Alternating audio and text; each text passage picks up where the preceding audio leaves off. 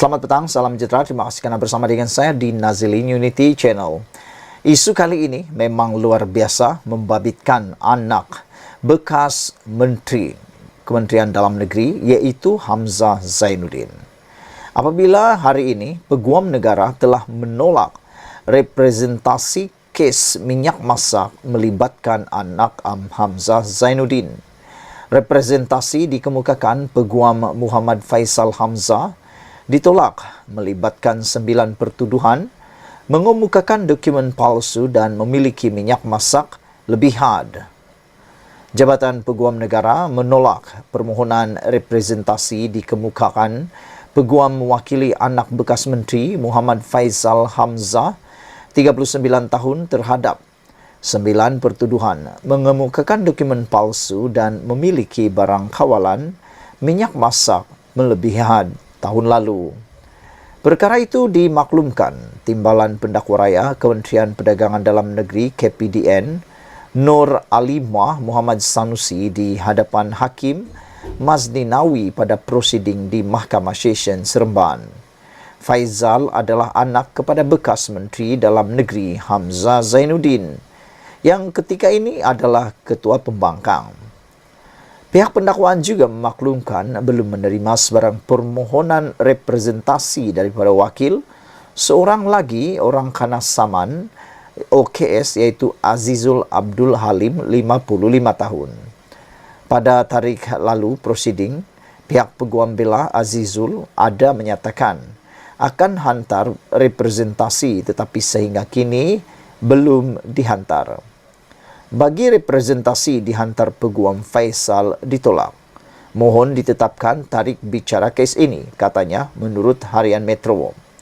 Terdahulu, Peguam Nasuha Badruddin dan Indran Kumararuguru yang mewakili Faisal berkata, pihaknya menghantar permohonan representasi pada 28 Jun lalu. Peguam Hasnan Hamzah mewakili Azizul memberitahu Mahkamah pihaknya belum menghantar permohonan representasi. Namun bagi memudahkan mahkamah, beliau meminta mahkamah menetapkan tarikh bicara. Mahkamah kemudian menetapkan perbicaraan pada 5 Jun, 7, 14, 21 dan 28 Ogos 2024 dengan memanggil 15 saksi untuk memberikan keterangan. Prosiding pada 20 September lalu untuk mendengar keputusan representasi 2 pengarah syarikat termasuk anak bekas menteri itu tertangguh selepas pihak pendakwaan memaklumkan hanya menerima representasi daripada Faisal manakala Azizul belum mengemukakannya. Media pada 5 April lalu melaporkan 2 pengarah syarikat termasuk anak bekas menteri dihadapkan ke Mahkamah Session Seremban atas 9 pertuduhan mengemukakan dokumen palsu dan memiliki barang kawalan minyak masak melebihi hak dibenarkan. Kedua-dua tertuduh mengaku tidak bersalah. Mengikut pertuduhan, kedua-dua tertuduh sebagai pengarah rimba merpati Sdn Bhd sebagai pemegang lesen borong, barang kawalan berjadual memberikan maklumat palsu kepada KPDN ketika mengemukakan maklumat dalam borang arahan yang berada dalam simpanan berkaitan barang kawalan di bawah Seksyen 8 Akta Kawalan Bekalan 1961 berhubung dokumen invoice penjualan minyak masak kepada Pasar Segar Din Maju. Kesalahan itu dilakukan pada 5 petang di Pejabat KPDN Seremban 2 12 Ogos 2022. Mereka didakwa mengikut Seksyen 8 dalam kurungan 4 kurungan B Akta Kawalan Bekalan 1961 yang boleh dihukum bawah Seksyen 22 dalam kurungan 2 akta yang sama. Mereka juga selaku pemegang lesen borong didapati melanggar peraturan 9 dalam kurungan 1 Peraturan Kawalan Bekalan 1974 yaitu memiliki barang kawalan berjadual jenis minyak masak melebihi had 50 tan metrik. Berikutan itu mereka didakwa melakukan kesalahan yang boleh dihukum di bawah Seksyen 22 dalam kurungan 1 Akta Kawalan Bekalan 1961 dibaca bersama Seksyen 22 dalam kurungan 4 Akta Sama dan Seksyen 34 Kanun Keseksaan. Sekian dulu untuk kali ini. Jangan lupa tinggalkan komen Anda, tekan butang subscribe. Malaysia kita punya, kita jaga sama-sama, cintai Malaysiaku. Bye-bye. Selamat datang, salam sejahtera. Terima kasih karena bersama dengan saya di Nazilin Unity Channel. Ini satu pendedahan paling menarik sekali berkaitan dengan projek-projek yang ada di Malaysia. Hari ini didedahkan oleh seorang menteri, yaitu Kor Ming. Beliau mengatakan bahawa saya warisi 24 projek sakit prima rasa nak pengsan. Apa cerita? Sampaikan menteri ini, iaitu Kor Ming, mengakui rasa nak pengsan. Ini satu pekerjaan yang luar biasa. Bayangkan seorang menteri rasa nak pengsan kerana mewarisi 24 projek. Selama ini mungkin tidak pernah dinyatakan oleh sesiapa, termasuk oleh menteri-menteri tentang perkara-perkara seperti ini. Kita bersyukur kerana sejak akhir-akhir ini ada beberapa pemimpin, ada menteri yang kini berani menampilkan, menunjukkan, menceritakan, mendedahkan, membongkar ada projek-projek yang ada di Malaysia ini yang dalam keadaan sakit. Adakah dengan pendedahan, pembongkaran oleh Kor Ming ini akan menyebabkan lebih ramai lagi orang didakwa kerana salah guna kuasa atau kerana penggunaan uang secara tidak betul? Kor Ming mengatakan bahawa dia nak pengsan gara-gara mewarisi 24 projek sakit prima. Menteri Perumahan dan Kerajaan Tempatan hari ini menjelaskan beliau mewarisi 24 projek sakit yang melibatkan prima ketika mula bertugas sebagai menteri di kementerian tersebut. Menterinya Ong Kor Ming berkata, tahun ini KPKT berjaya menyelesaikan 17 projek sakit dan tahun depan semua projek sakit itu akan diselesaikan. Menjadi persoalan kita ialah siapakah orang yang sebenarnya bertanggungjawab membuatkan projek-projek ini sakit dan mengapa mereka tidak selesaikannya sebelum ini. Di samping itu ialah adalah wajar orang-orang yang menyebabkan penyakit sakit untuk projek-projek ini sebenarnya disiasat. Kenapa sehingga menjadi sakit projek-projek tersebut?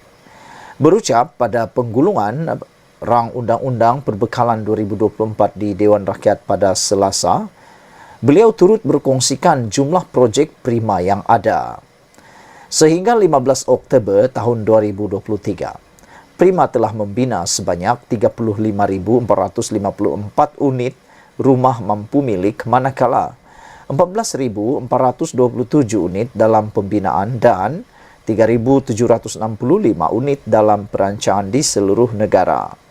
Untuk makluman yang berhormat, apabila saya diberikan amanah untuk menjaga KPKT, saya telah mewarisi 24 projek sakit prima. Sampai saya nak pengsan, kata beliau lagi. Tapi sukacita dimaklumkan, hari ini saya bersama pasukan KPKT telah menyelesaikan 17 projek sakit. Tahun depan, semua 24 projek sakit akan diselesaikan dengan rumah siap dibina dan kunci diserahkan kepada pembeli, tambah beliau lagi. Saudara-saudara sekalian, pendedahan seperti inilah yang kita tunggu-tunggu daripada menteri maupun daripada orang-orang yang berkepentingan. Kita memang terkejut, tetapi kita menyukai pendedahan seperti ini. Kita mengharapkan supaya ketelusan akan dapat dibuat dan kalau boleh cari orang yang bertanggungjawab menyebabkan projek ini menjadi sakit dan tenat. Apa pendapat anda sekalian? Sekian dulu untuk kali ini. Jangan lupa tinggalkan komen Anda, tekan butang subscribe. Kita jumpa lagi. Bye-bye. Selamat petang, salam sejahtera. Terima kasih karena bersama dengan saya di Nazilin Unity Channel. Simpan pun tak guna, lebih baik bersatu pecat segera dua ahli parlimennya yang kini sokong Anwar Ibrahim.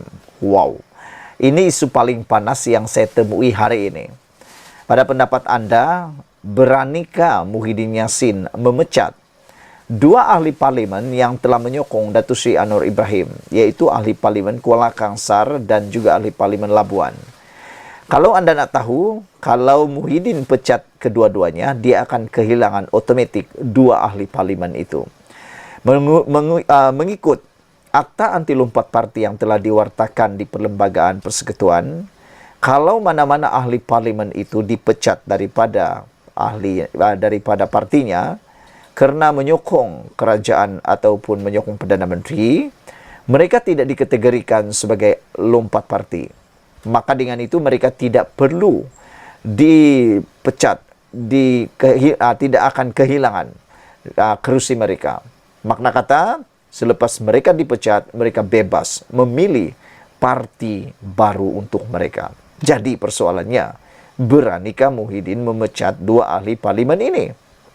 Namun demikian, saya tertarik dengan tulisan daripada Sabudin ini. Apabila beliau kata, simpan pun tak guna, lebih baik bersatu pecat segera dua ahli parlimennya yang kini sokong Anwar. Apakah isi ulasan ini? Sehingga ini sudah dua ahli parlimen blok pembangkang mengumumkan sokongan mereka kepada Perdana Menteri Anwar Ibrahim. Kedua-duanya adalah daripada Parti Bersatu, iaitu Iskandar Zulkarnain Abdul Khalid Kuala Kangsar dan Suhaili Abdul Rahman Labuan.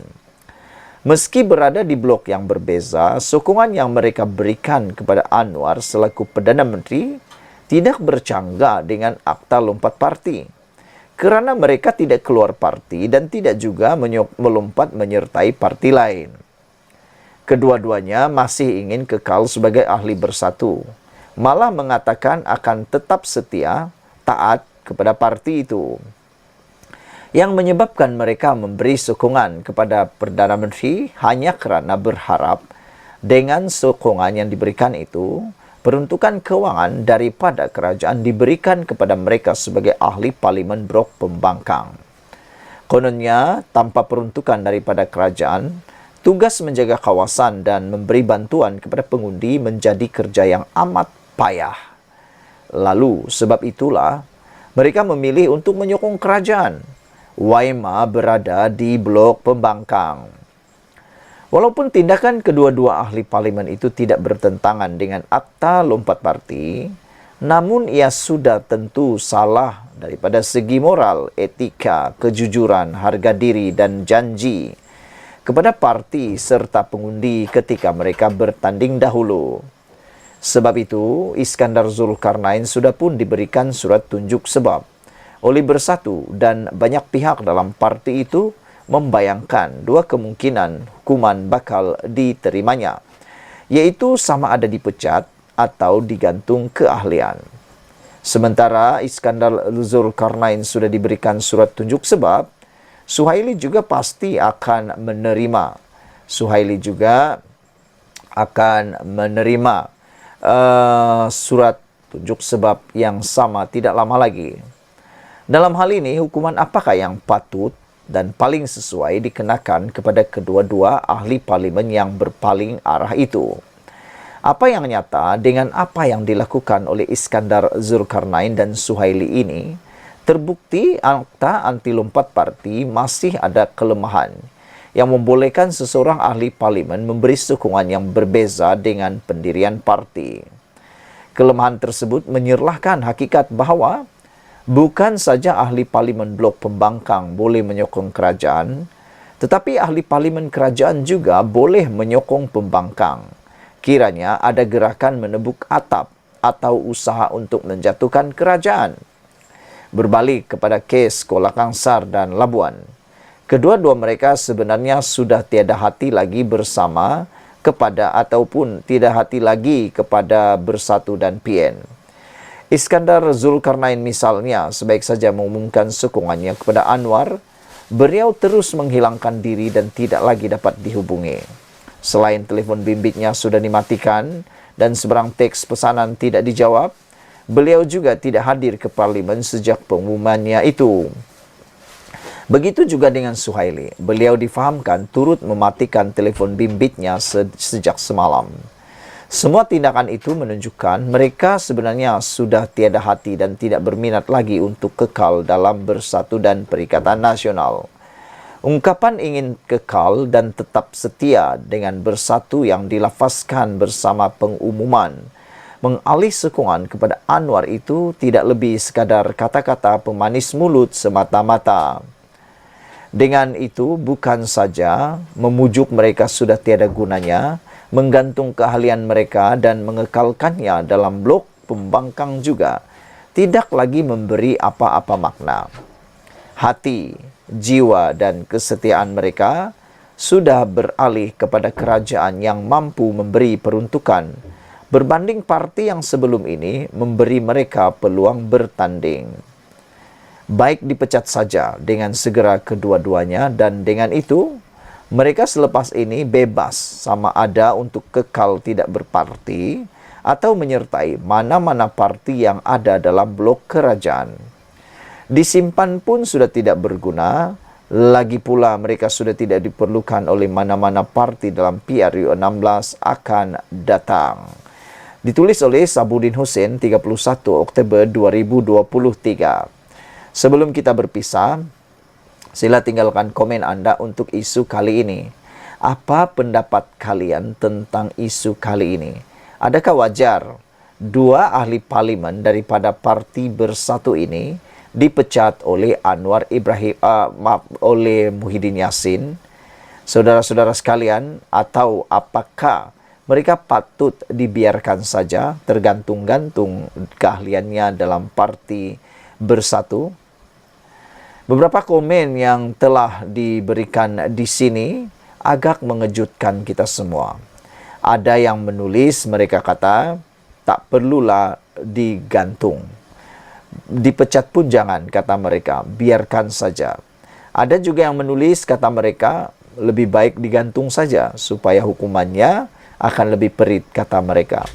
Ada juga yang kata supaya mereka dipecat, supaya mereka bebas untuk mengikuti mana parti yang dapat memperjuangkan nasib rakyat di kawasan mereka. Saudara-saudara sekalian, untuk penjelasan yang lebih lanjut, Anda boleh mengikuti ulasan dan artikel ini di sabudin.com. Sekian dulu untuk kali ini. Jangan lupa tinggalkan komen Anda, tekan butang subscribe. Malaysia kita punya, kita juga sama-sama cintai Malaysiaku. Bye-bye.